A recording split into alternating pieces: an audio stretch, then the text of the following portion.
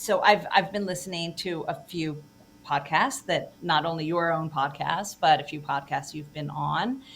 And somehow they always glide over your upbringing and why you even fell in love with your grandfather's Manhattan and his recipe. And so with Lush Life, I really love to know those stories of why you were even drawn to even sample his Manhattan or any cocktails, why you developed this love for it and then now have made it into your career. So both sides of my family, my father was a farm boy, raised in Western New York, and he was an only child. My mother was one of 10, raised in and around New York City.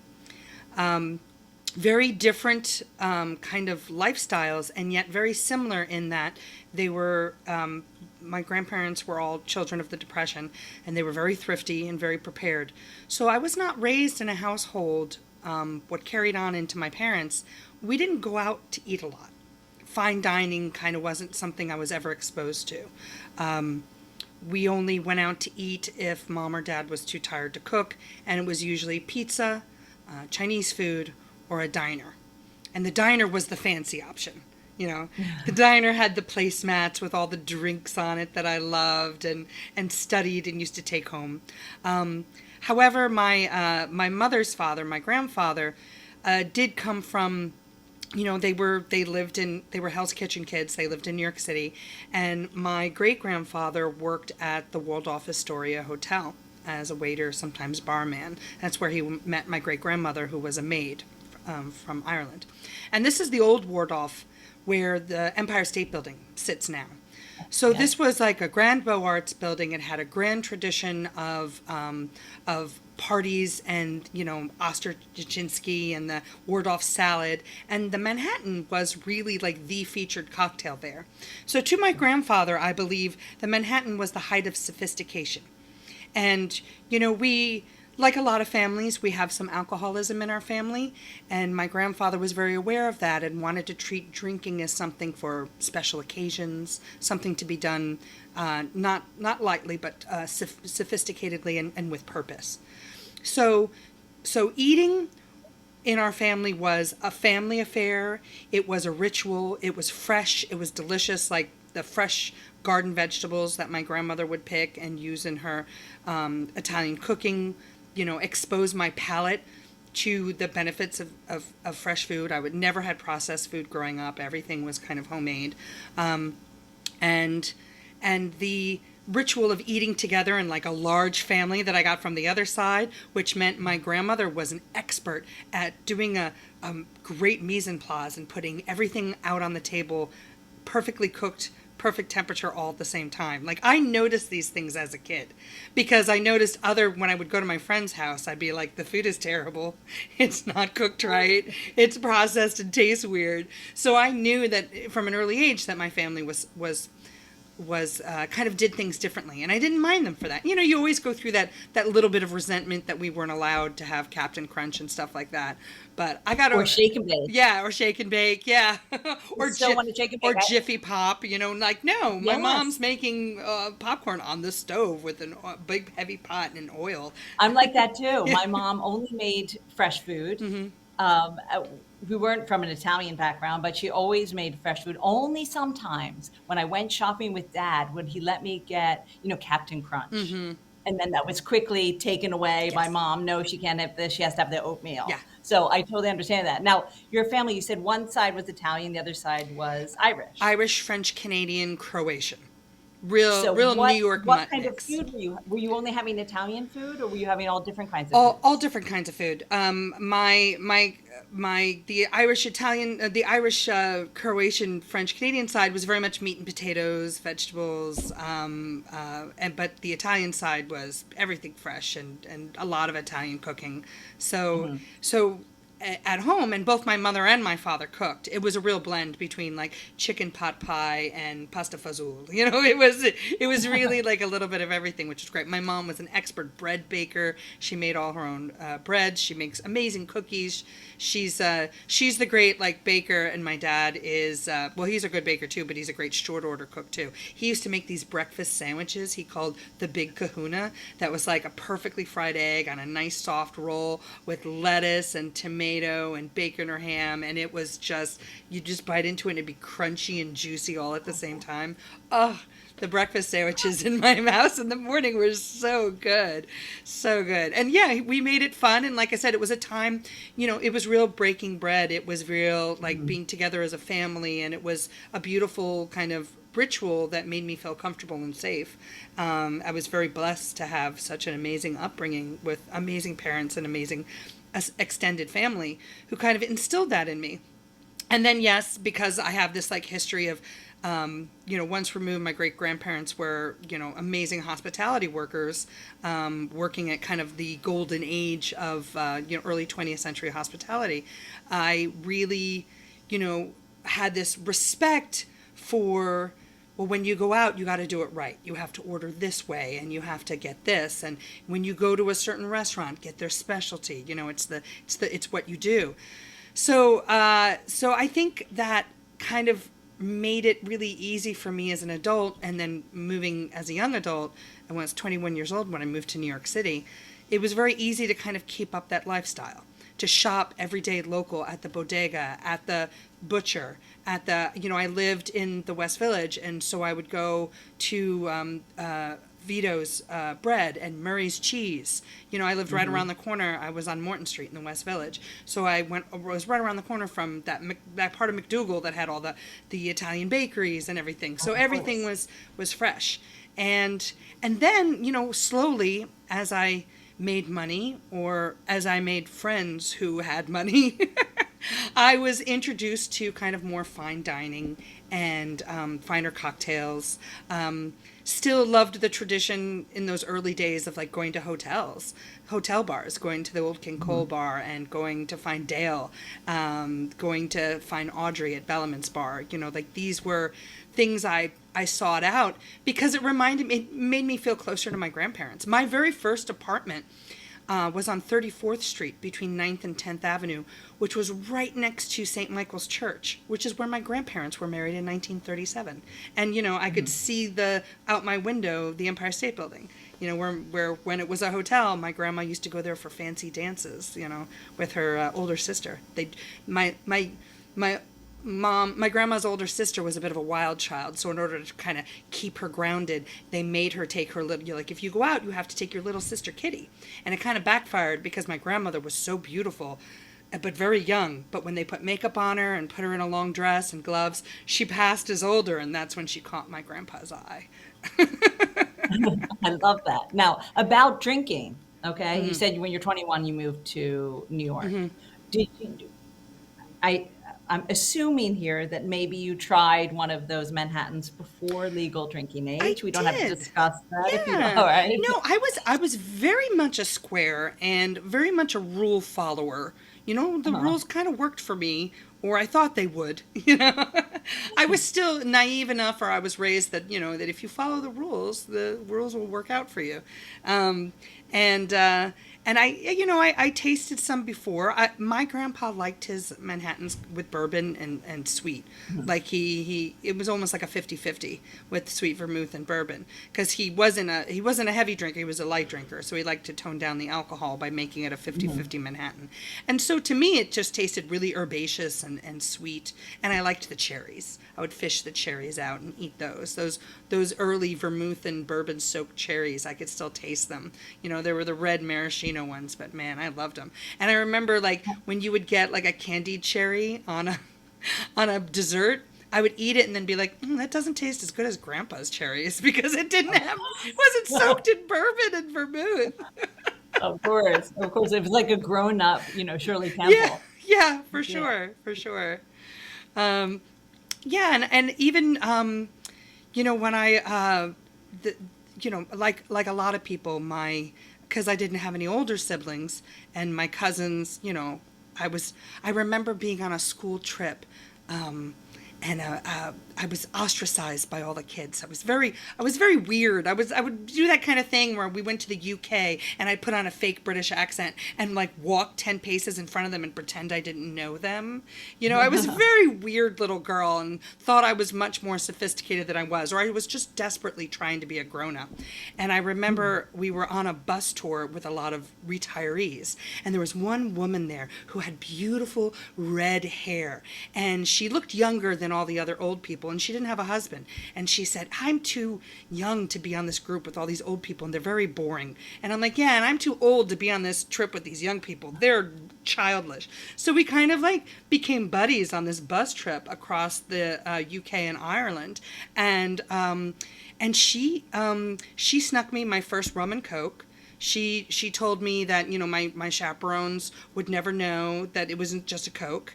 And she also snuck me my first Irish coffee, which was very good. You know, and again, she kind of posed it as, you're here, you're in Ireland, you should try this drink, and not the fake one that doesn't have the whiskey in it. She was so lovely, and you know, she looked after me, and like I said, I was a good kid, and I never wanted to betray the trust of my elders, so I was a little bit of a square, and I would, you know, take a sip and feel like really naughty, but but it was wonderful to have this introduction of, again, this is a ritual, this is a special occasion, this is what you have, you know. So that was kind of for a long time. And so the day I turned 21 almost, I walked into a diner and tried to order a Rob Roy, because I thought, well, I mean, that's what's on the placemats, and that's what you do when you're finally 21 and go to a diner. You could order a Pink Lady. Oh, you were so much more sophisticated than I was. So I went to college, which had its own little town. And I went to I was like, Kahlua, give me a jug of Kahlua, and ask me for my ID, please. Yeah. You know, I could, with that Kahlua. You were much more sophisticated with the Rob Roy. It took me years to learn what a Rob Roy was. I remember the bartender all summer long. I had been going to this bar with much older friends of mine, and the day I turned 21, I asked the bartender to ask for my ID, and he got so mad at me. And of course, I realized later how terrible that was, that I had deceived this poor bartender into serving someone underage. Oh my God. Oh yeah, I know. Should we be talking about this? This is kids. Do not drink until you're of age. Well, that's what I love about New Orleans kids, is that they are exposed to alcohol at an early age, and because of that, they're more sophisticated drinkers by the time they turn 21. Like I was. Like I wasn't doing beer bongs and getting wasted. I mean, that's not true. No, me too. I was always allowed to sip things too. And I remember going to New Orleans when I was young, and my parents ordered wine, and they said, you know, we were at a restaurant, and they said, oh yes, if you're with, I think at that time, it's still if true. a minor was with, still their true parent, today. you're nodding. Yep. You can have a sip. Yeah. Absolutely. That was when I took my alcohol responsible test, that was the one question I got wrong on the test, because in the video they literally showed a dad pouring wine at the table for like a 5-year-old, and I'm like, that can't be right, and they're like, no, that is legal. And I'm like, okay. How much do we love New Orleans? No, I'm only kidding. Yes, drink responsibly. I always say that. Of course. Yes. Of course. Now, you were in New York, but you were acting. Yes. You were pursuing an acting career. Mm-hmm. How did you get waylaid or include drinks into that, and then, you know, decide that was going to be your kind of change in what you were going to do? I think I was very lucky to live in New York and to realize very early that, you know, dive bars are good for dive bar drinks, but hotel bars are good for like martinis. And I early on recognized that, you know, the bartender and the bar matters to how you're going to drink, and you just have to either adjust or, you know, seek out the places that you want to go. If you want to drink a certain way, go to a certain place. A big change for me happened actually in 2000. I immigrated to Dublin, Ireland for 2 years, and 2001. And when I was there was zero cocktail culture. like nothing. Mm. Like I heard a rumor that one hotel bar had a shaker, and I tried to order a martini and he had no vermouth and he made it with vodka, and I'm like, whoa, okay, this is so I started. This is not Temple Bar No, I know. I was like, from the oh, I 90s. think you guys are missing out a little bit. So I started holding cocktail salons at my house. I couldn't even get like the good cherries. I had my mother ship me like whiskey soaked good cherries or maraschino cherries, and I made Manhattans, I made cosmopolitans, and I think I made like gin martinis too. And I would have like little bites of food. I made little bagel bites, and I'd have parties at my apartment where I would introduce people to real cocktails. And I remember the reaction of people going, "This is so good. Like I've never tasted anything like this before, and it's really good." And that's when I realized I could make good cocktails. I wasn't just good at ordering them. Now I was kind of good at making them as well. And Now wait a sec. Before that, why did you choose Dublin to move to? so I was a big hibernophile. Was really into the Irish side of my family. Met my grandfather's first cousin, whose name was Bridget, and she kind of became like a third grandmother to me. She was absolutely lovely, and she taught me so much about the warmth of hospitality and how important that welcoming feeling is that you get from somebody just when because we knocked on her door as strangers and she welcomed us as the beyond the family that we were. Really, she was such a special place in my heart. And so I always loved Ireland and had an opportunity to, again, follow the rules and do it right. I got a job there, got my alien paperwork, and my plan, I mean, I was, 27, 28. I really wanted to get married and have children. And I was just having zero luck in New York City. So I thought I'd meet a nice Irish man and then never move back. And I loved Irish theater too. I love the Royal Academy of Arts in the UK. I love just being able to hop over to London to see something on the West End. I love that UK style of acting that was very much outside in. I loved classics, and look at me, the way I was in New York. I was not getting cast in any Chekhov or Shakespeare. It was just like, it was very, very difficult for me to find the kind of work I wanted to do. And Join the club, me yeah. too. So I totally understand. Yeah, so I thought maybe I'd have a shot in Ireland. So I actually moved over, and I was teaching. I was training and hiring teachers for a gymboree playing music because I'd gotten very much into kind of the performance element of teaching. And I loved working with young children. Like I said, I really wanted to be a mom, so I loved being around babies all the time. But I also got a side job because once I got my alien papership, I was able to pick up work, and I became the box office manager at the Gate Theatre in Dublin. And I started having interviews at the Abbey and trying to get auditions, and was really just kind of enjoying being an expat. My Irish accent is great for Americans. It's not great if you're Irish. You'll see right through it. So actually, when I came back to New York, I kind of specialized in Irish roles. I did all the Brian Freo plays. You had to wait until they needed an American character was, in one of the plays at the Abbey or Gate. Oh gosh, let me tell you, those performers in the UK and Ireland are so good. They could do spot on American accents. It was rough competition.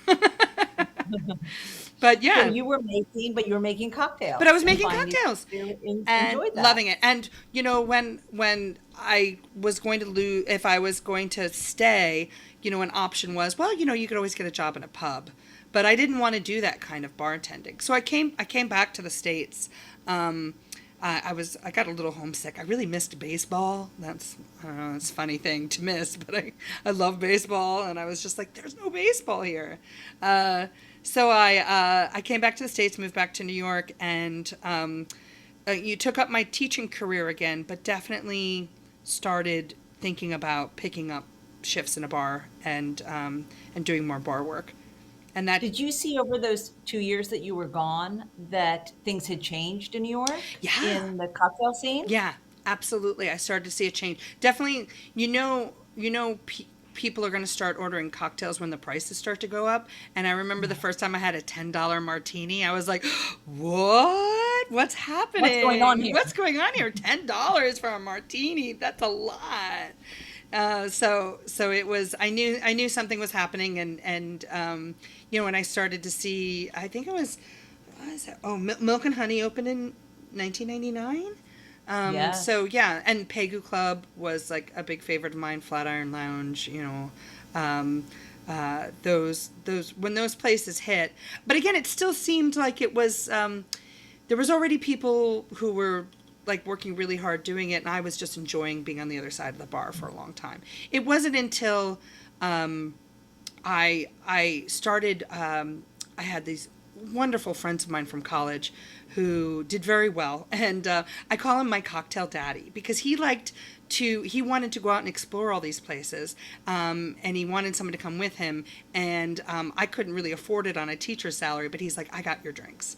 He's like, if you tell me the cool places to Yes, the go, dream. I'll get your drinks. I know, he was the best. My cocktail daddy, Kent Pierce, shout out to him. Him and his wife really helped support me early in my career. They also had a very wonderful taste for fine dining, and they introduced me to fine dining restaurants in New York City, and that's when I noticed a place for me, because I knew great cocktail bars and I knew great cocktails, and I started going to these restaurants, and I would order a Manhattan to start the meal, and even though we would spend so much money on wine and all this food, the Manhattan would come and it was terrible. It was made with bourbon, it was shaken, it didn't have bitters, and I said, oh, and they're using the wrong cherries. I was like, there's a hole in this industry where I can fill in. Restaurants need to have better cocktails. I saw the food scene getting better, and I saw their drinks not getting better with the food, and I said, I could help you with that because I know good cocktails, and I now know good food thanks to my friends Kent and Sandy. So, Now, do you remember where you kind of pitched that to begin with? like, what restaurant it was? Like the first restaurant. Where they had good drinks and good, or No, no, no, where you said, I can help you here. oh, I didn't necessarily pitch them because I don't want to name Kraft, Tom Colicchio's Gosh. restaurants. They had great food, but like I could have gotten a bad bartender. You never know. It still happens to this day. It's still a challenge. I think it's still a challenge. People spend so much time on the food, and the drinks often become an afterthought. You spend so much money for a sommelier, and how much money do you spend on your bar manager, who also has to pick up shifts and work for tips to get by? It's a lot. It's a lot. And it's funny you saying that because I feel that, living in London, of course, like the cocktail play capital of the world, definitely things in the last 5 years have completely changed. You go to a restaurant, there's a bar menu. Sometimes there's even pairings, cocktail pairings with the food. Oh, when I first started, and I would suggest that, I would get laughed out of the room. You can't. It's cocktails are too strong to pair with food. You can't do that. It has to be wine. See? Yeah. They told me So, absolutely no. Yeah, no. so when you thought, okay, there's a gap here, I want to fill it. How, it can be scary. Here you are doing your job. Well, How did you think you were going to jump right into that? there was a fair amount of like paying my dues for years. Mhm. For years, it was like picking up shifts in a beer bar on the Upper East Side and wearing a dirndl and pouring like 2-liter boot beers. It was working in a craft cocktail bar that kind of didn't have, like, I would work the slowest shifts. And I remember I like complaining to my bar manager. I'm like, all I'm learning how to do is how to set up a bar and then how to clean up a bar. And he's like, well, at least you're learning that. He was very right. I was mad about it at the time, but he was right. Like, I was learning the basics of, I worked in really nice craft cocktail bars. I worked in high volume, little cafes, cocktail bars. I worked at a new cocktail bar. I started to develop and learn from these people who had been doing it for almost a decade. I was working with people who worked with Sasha Proteski. I was working with people who worked with Dale DeGroff. I was working with people who worked with Audrey Saunders, and so I learned those techniques, and I kind of took what worked best for me, and then learned that you got to adjust that to every bar that you work. I worked at a whole bunch. I would cobble together sometimes 4 shifts a week at 3 different places. working brunch at one place, then go working dinner at another place. And so it was a lot of paying my dues and just learning. And then when I got to a point where I felt like I was ready to be, take over and be in a leadership position, New York at the time was very male driven, young male driven. And in my visits to New Orleans for Tales of the Cocktails, I saw a lot more women in leadership positions down here. Plus, I really loved like the food scene here. And I loved that the cocktails and the food always was a thing. Like I said, I was still trying to pitch fine dining restaurants to have better cocktails and do pairings, and I was told no way. Meanwhile, in New Orleans, I was seeing it happen and seeing it working, that it was part of the dining experience. So when a job opportunity came up in New Orleans, I called in all my favors. I asked Dale DeGroff to write me a letter of recommendation. I asked my boss, St. John Frizzell, to write me a letter of recommendation to get this job. And it took like a year of interviews to get it. But I finally got to come down here, and my first time in a leadership bar position. A good talk about paying my dues. I moved here in 2012, and I really started bartending in like 2007. Oh boy, a good 5 years. Yeah. Did you always know, even when you were cleaning up and setting up, this is it? This is what I want. No. This is what I want. No way. No. No way. No way. I took like temp jobs. This is like after the economic collapse in 2008. I mean, there was just no work anywhere. I was doing temp jobs at Tiffany's. I was doing administrative assistant work. I just wanted something that paid a decent salary and that like allowed me to like not have to live off my credit cards every month. Mm-hmm. It was very hard. It was a very hard time. I think back on those 5 years, and I can't even remember what I did during those times because it was just so traumatic. to work so hard and to not have any idea what you're doing or where you're going or if it's going to lead to anything. The cocktail industry was still so new. I had no idea if there was going to be a future in that kind of work. And I was a solid 10 to 15 years older than other people in the industry. So I was didn't know if I had, the endurance.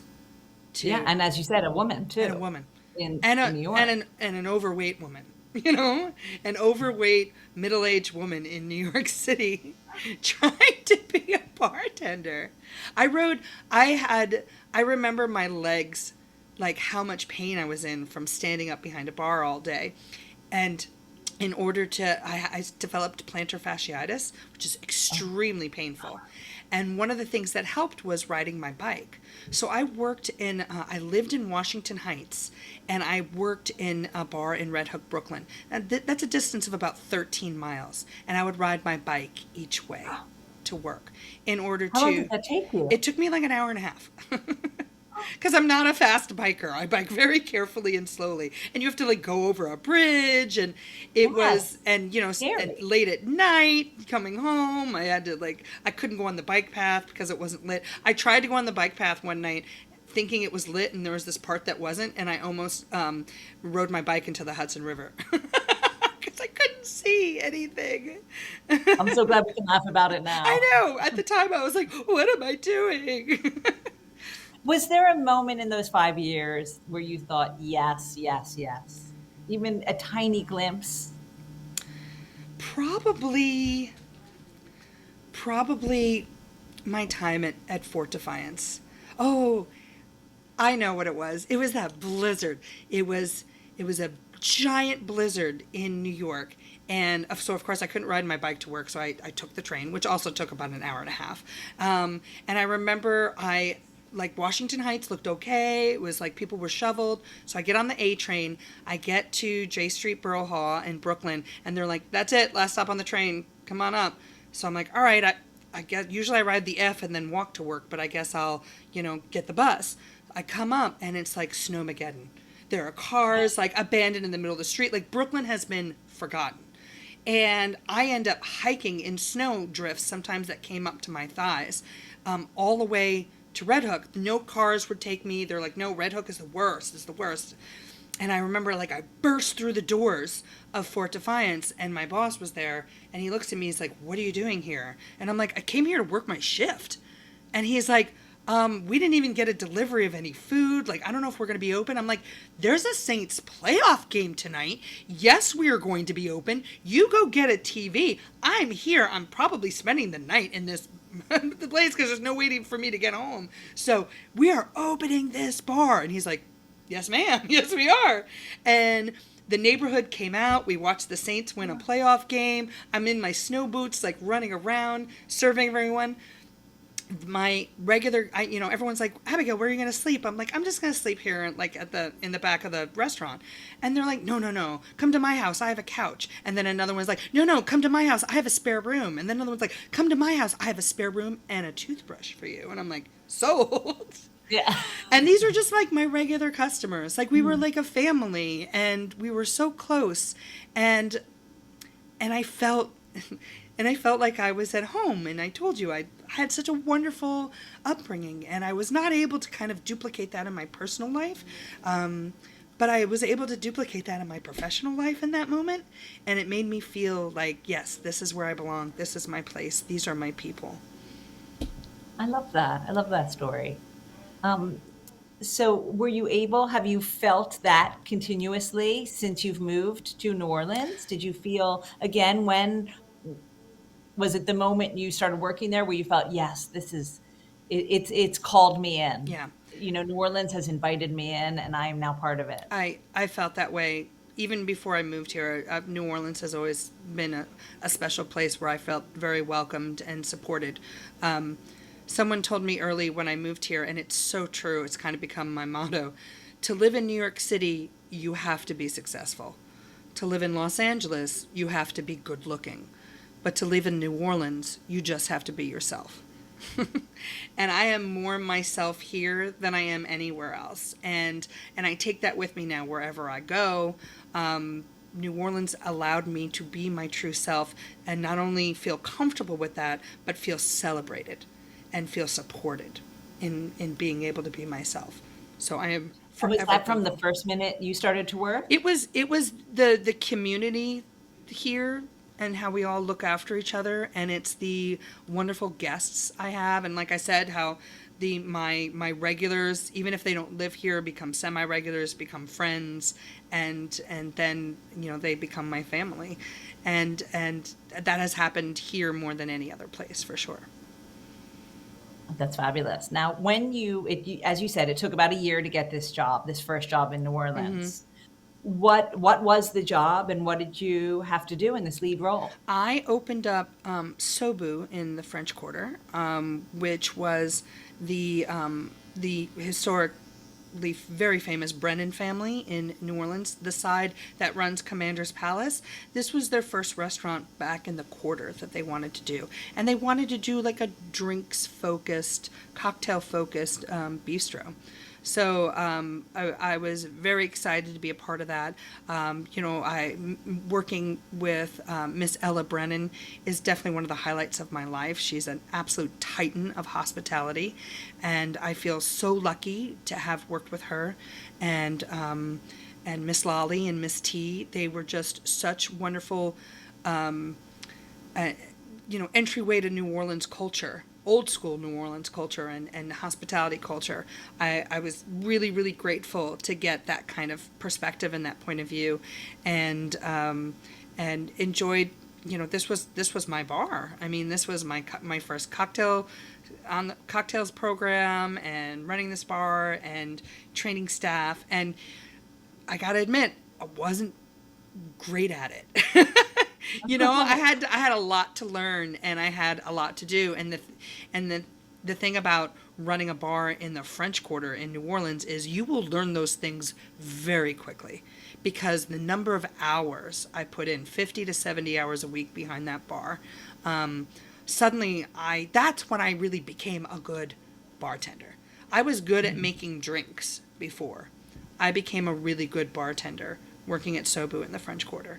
And what do you mean by that It's just the specifically? sheer number of hours and hard work, and the amount of different kind of people that you have to deal with, whether it be because we also were in a very corporate kind of hotel environment. So that mixed with this very kind of old school New Orleans from the Commander's Palace family, mixed with bachelorette parties coming in, mixed with like wannabe mixologists, who are, training under me or sometimes undermining me, like I had all sorts, everything to deal with. And I didn't always handle everything the best, but I certainly learned. And I learned from my mistakes, and I learned a lot very quickly. I not only did I become such a good bartender, but I became a much better actor. Like my ability to pivot and improv, I was like, why didn't I do this for my entire acting career? I would have been such a better actor. Like I just was always so perfection focused in my craft as an actor, and that really held me back. Being able to finally make mistakes is what really finally made me much better bartender and a better actor as well.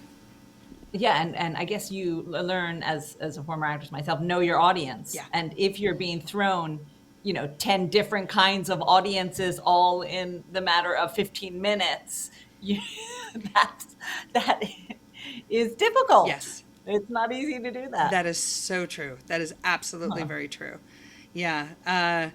Yeah, that was really overwhelming, and I definitely got that kind of Malcolm Gladwell perspective of, oh yeah, do something for 10,000 hours and you get really good at it. So that was hard, and it gave me that great experience. And then after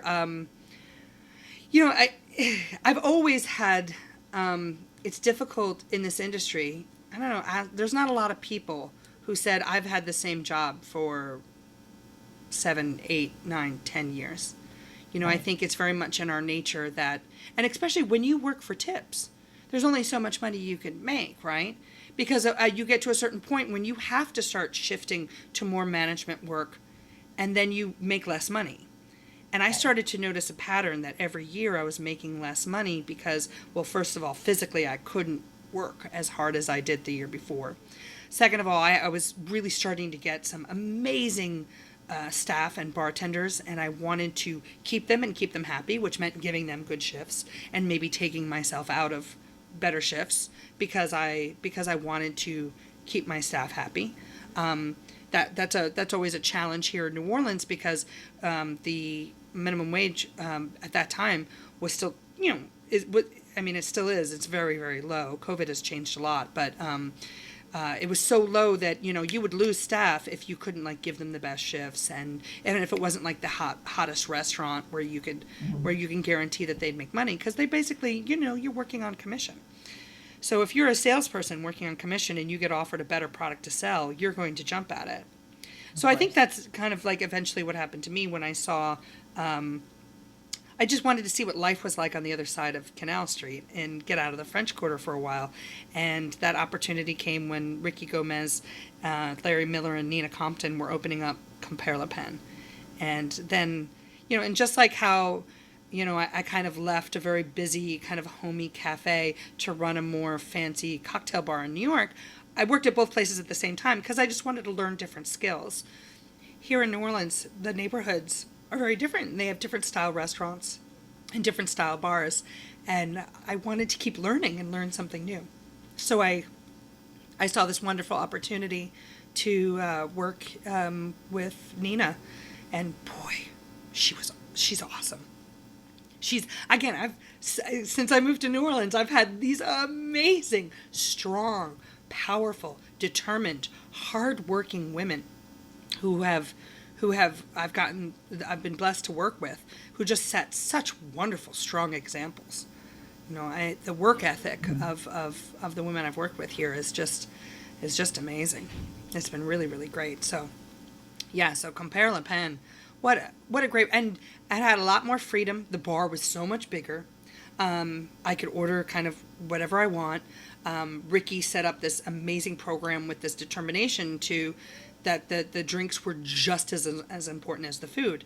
And Nina Compton, who wins a James Beard Award, that food is going to be pretty great. So the pressure was on us to really create an exquisite bar program that not only had really elevated drinks, but also maintain this amazing New Orleans hospitality and in a hotel setting, which is a great mix. But one of the things I loved about Compare was that there was a great local following as well. So we had great New Orleans locals, we had the semi-regulars who lived there part-time, and then we had tourists coming in. So I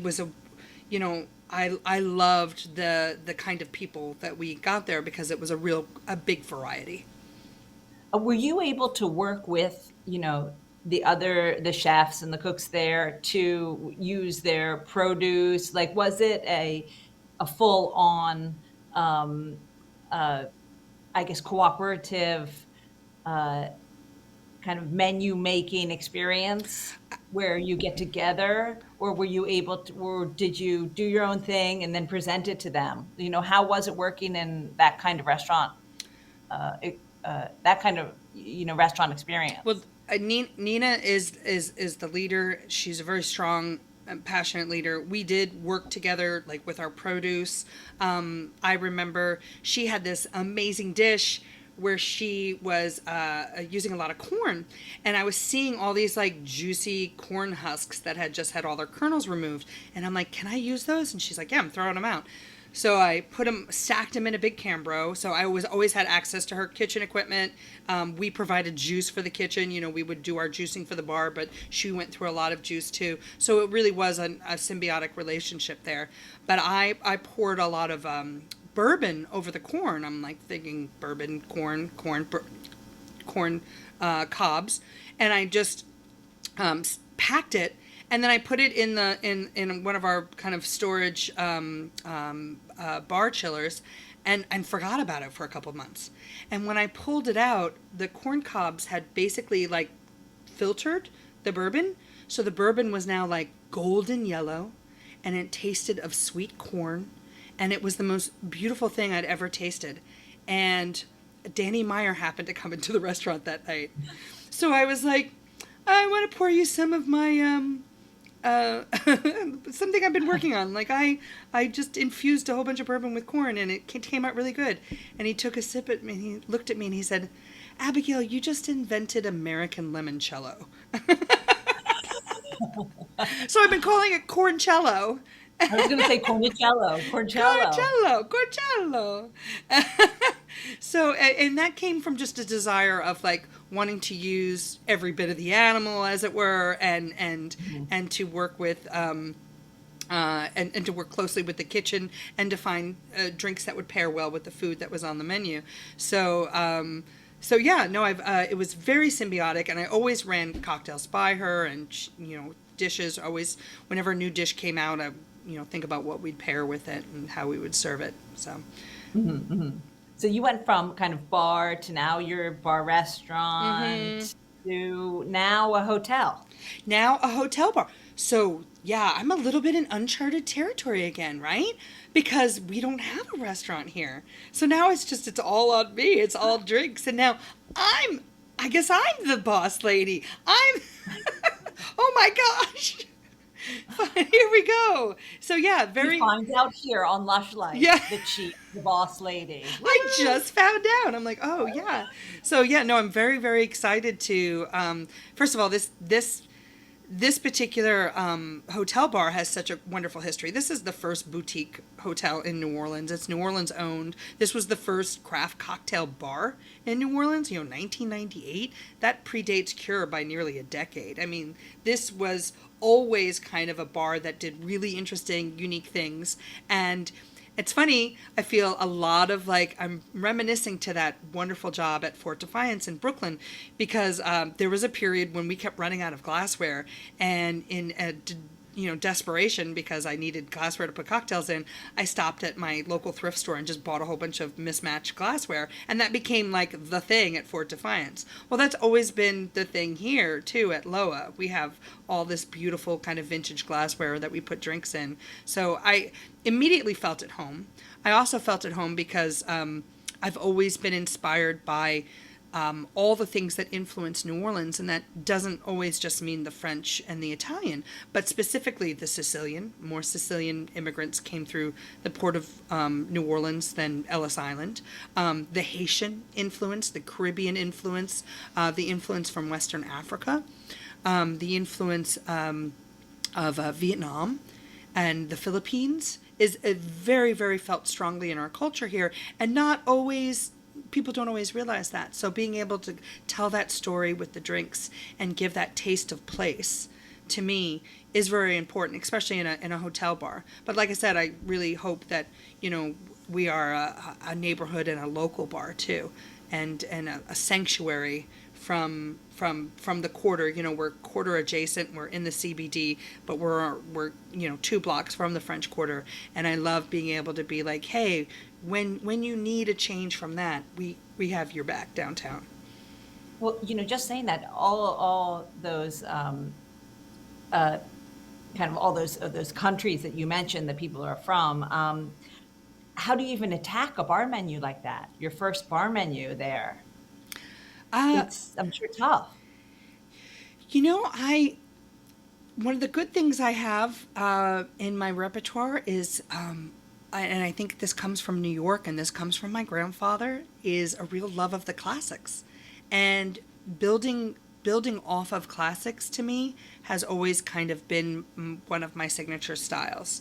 Currently we have, I love a martini, and when I was 21 and I was poor, I love a dirty martini because those olives would keep me alive.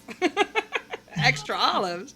So I'm serving like my version of a dirty martini that uses, a Celtic style gin that has the notes of the sea coast there.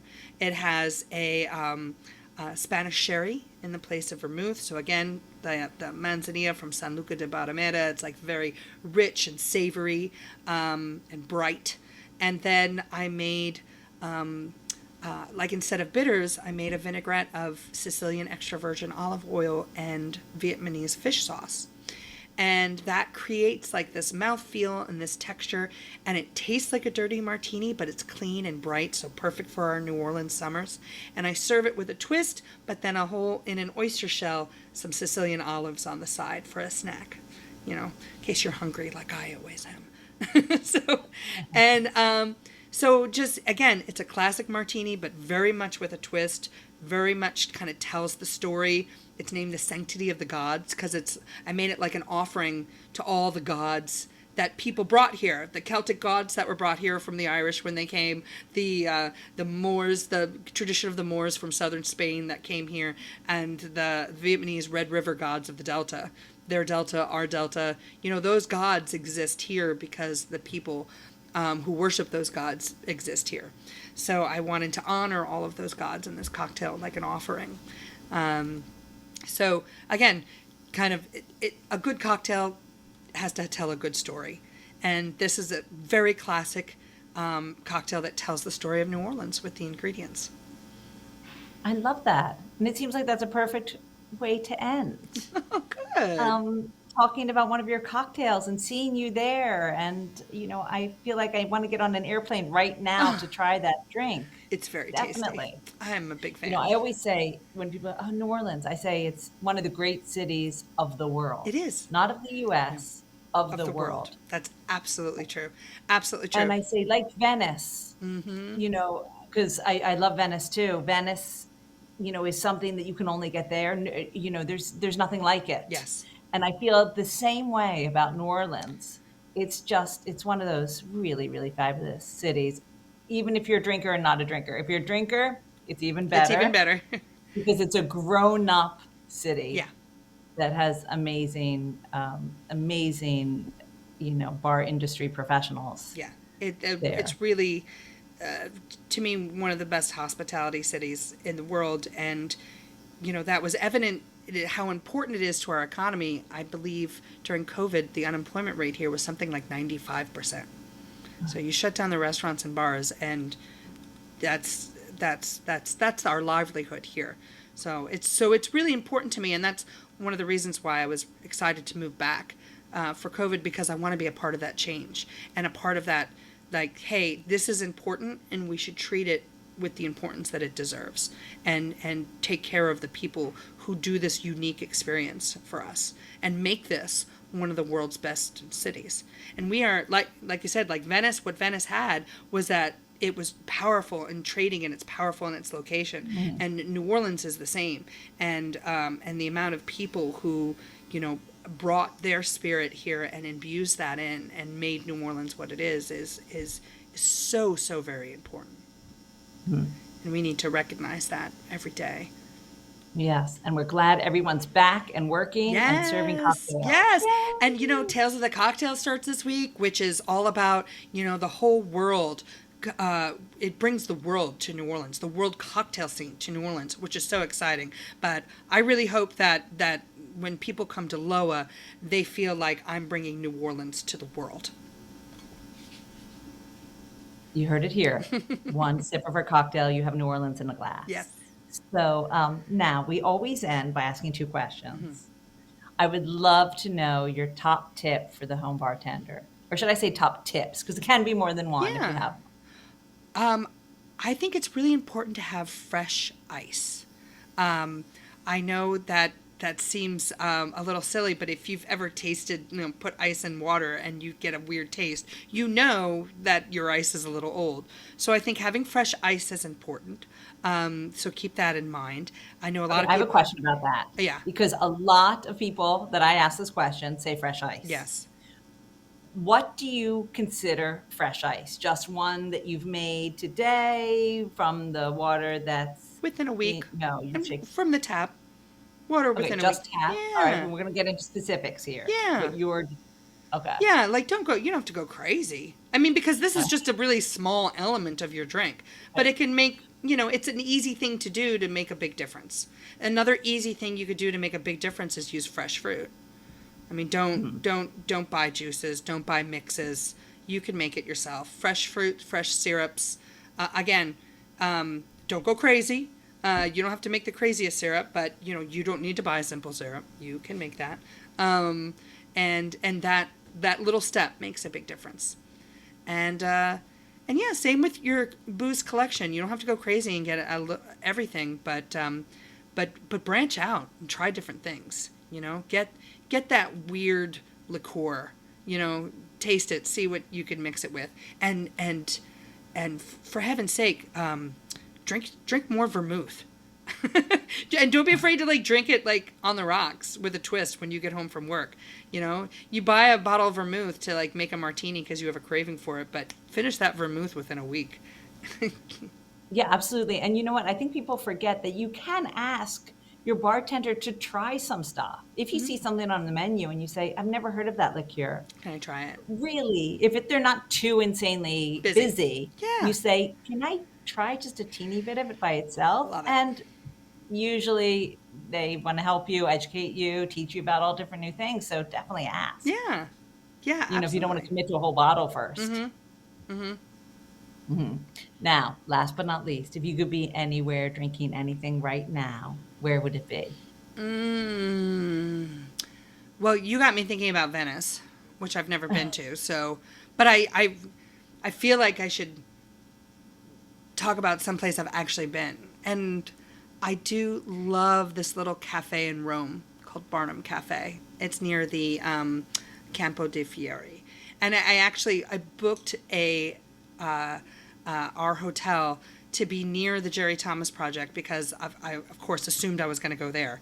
I never made it because the first night I stumbled into this cafe, met an amazing bartender who made amazing drinks, and the next day he was like, "You're back." And I'm like, "Why would I go anywhere else? I love this. I love you. This is great. The food is amazing." By night 3, I was behind the bar teaching them how to make a Ramos gin fizz. It was so much fun. They instantly became family. So, I guess I would be at that bar with those lovely bartenders that I met while I was there, eating some delicious pasta and sipping on a cocktail. I hear a theme here, which is family. Yeah. And yes, we do want to go to the places where we feel like family. Absolutely.